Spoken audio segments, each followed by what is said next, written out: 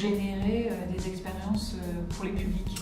Oui, bien entendu, parce que l'objectif, ça va être aussi de créer ce qu'on appelle une culture participative pour les publics. C'est-à-dire qu'on va essayer de les faire travailler ensemble à l'intérieur de cette stratégie. Alors les musées s'en servent énormément pour attirer des jeunes publics, parce qu'on va les plonger dans une expérience justement narrative en amont de l'exposition, pendant l'exposition et après l'exposition, donc sur un temps plus long que l'exposition elle-même.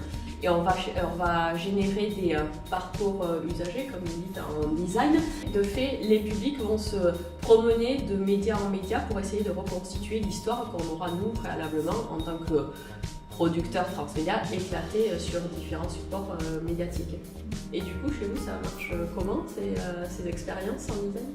Alors effectivement, nous, on peut avoir pour objectif d'atteindre une expérience usagée. Et là, du coup, on va déployer une méthodologie et une démarche de design pour atteindre cette expérience.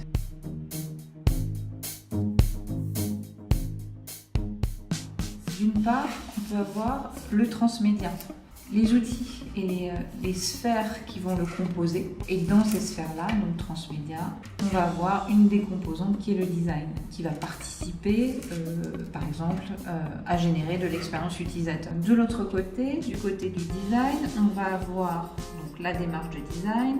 En prototypage, on va être sur du scénario d'usage.